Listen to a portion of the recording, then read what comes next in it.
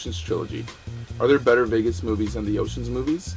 I know the Ocean's 12 takes place mostly in Rome, but do we remember The Hangover for Thailand? Nah. For anyone who's lived in a box or suffers from a George Clooney allergy, here's a quick breakdown of the entire Ocean's Trilogy, 11 through 13. Ocean's 11. If Hollywood had an all-star game, it would be this movie. This thing raised $450 million in the box office, and let me tell you why. George Clooney is playing Daniel Ocean, who's been released from jail, and how does he get himself accustomed to the free life? He decided to do what he does best, steal expensive shit. Then he sets up his dream robbery, calls his best friend Rusty, played by one half of Brangelina, and says, "Hey, I can't find a job, let's fucking rob the Bellagio." Then he hopes to leave with a cool $150 million, and at the same time win back his ex-wife Tess, played by the beautiful Julia Roberts. So how powerful is this cast? Julia Roberts, Brad Pitt, George Clooney, Bernie Mac, Matt Damon, Andy Garcia. So what are my thoughts on Ocean's 11? I think it's an absolutely incredible movie. In one word, it's sleek. I found none of the characters over the top. I thought the way the writers planned the robbery was smooth, and the movie didn't drag on with continuous boring scenes of watching guys in some weird room trying to plan a heist. Ocean's 12. So flash forward 2 to 3 years, Danny is out of jail from the chaos that happened in Ocean's 11, and he's living in white suburbia, celebrating his third anniversary with Tess, until Terry Benedict shows up. He's found out exactly who the Ocean's 11 crew is, and he's left them an ultimatum. Pay back every single dollar you stole, plus interest, or you're dead. Well, dead or in jail, but really you're dead. So what do? What they do motherfucking best. They steal more expensive shit.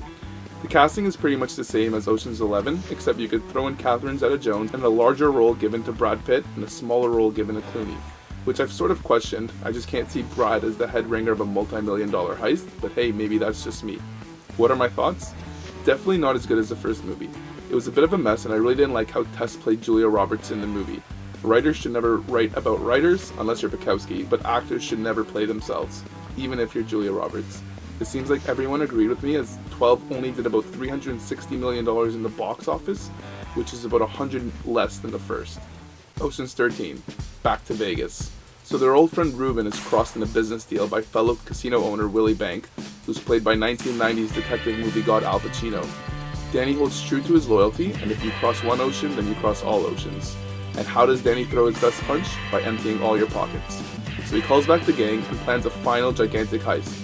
This movie's a lot more similar to Ocean's 11 rather than 12. Here's what I liked. Danny and Rusty's friendship grows pretty strong in this movie. They aren't broke, they aren't being threatened by white-collar crime gangsters. They're pulling this heist out of pure loyalty and friendship.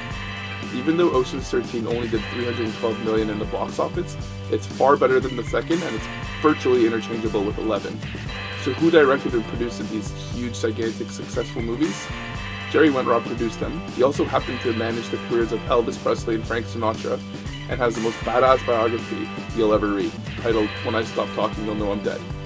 Jerry actually does a cameo in Ocean's 11 as well. Comment if you can find him in the movie and let me know what scene you liked him in best. The director is Steven Soderbergh, who honestly doesn't have an incredible hard job here considering the amazing casting. These movies are far better than his recent work, Magic Mike, and deserve to be in the same sort of breath of air as his old work, like Traffic. He does deserve some credit though for infamous shots like Brad Pitt standing by the Bellagio fountain scene.